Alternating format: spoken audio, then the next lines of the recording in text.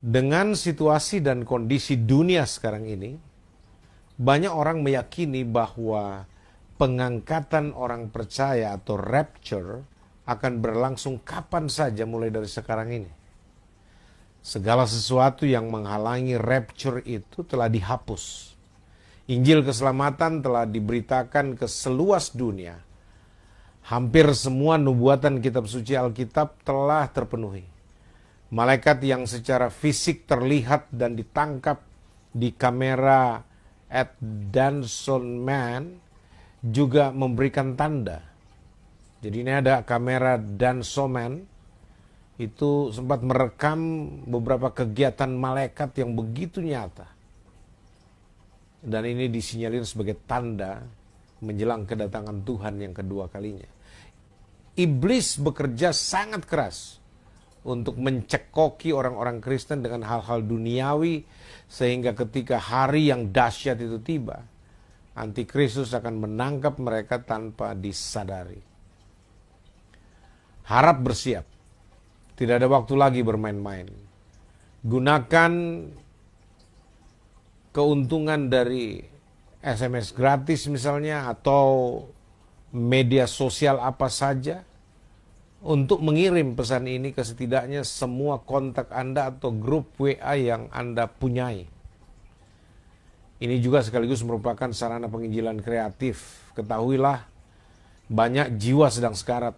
Mereka berjalan dengan keputusasaan menuju kebinasaan. Marilah berdoa dengan segenap hati, sebab penggunaan tanda 666 secara meluas sebagai pendahuluan persiapan kehadiran si binatang seperti yang telah dinubuatkan di dalam kitab Wahyu pasal 13, akhirnya mulai terpenuhi juga secara progresif dan sangat intens, seperti yang ditulis oleh Jonathan Anobil. Senat Amerika Serikat telah mengesahkan RUU, Rancangan Undang-Undang Kesehatan Obama, menjadi undang-undang. Implementasinya akan segera dimulai.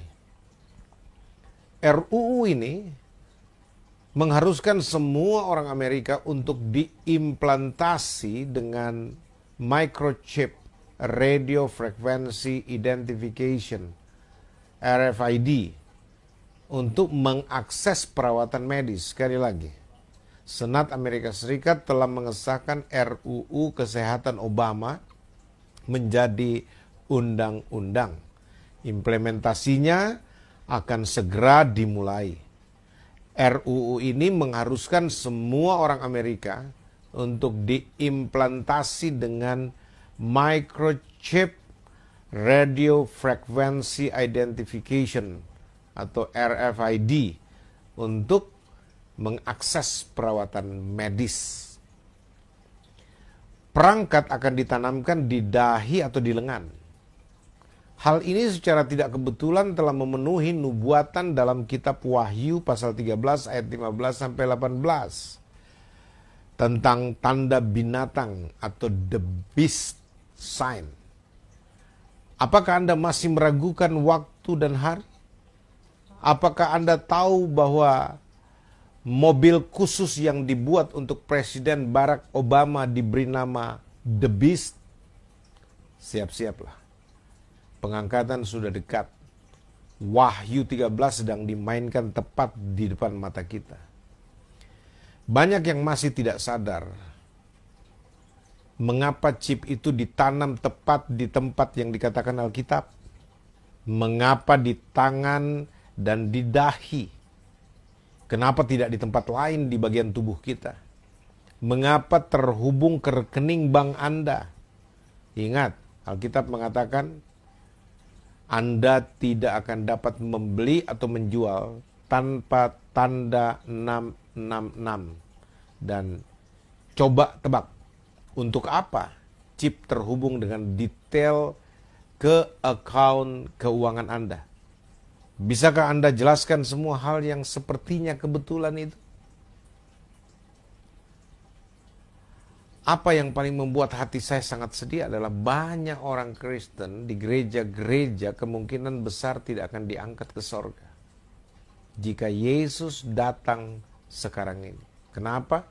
Karena banyak yang tidak menyadari bahwa akhir dunia ini sudah dekat, sehingga mereka hidup dalam dosa. Stop.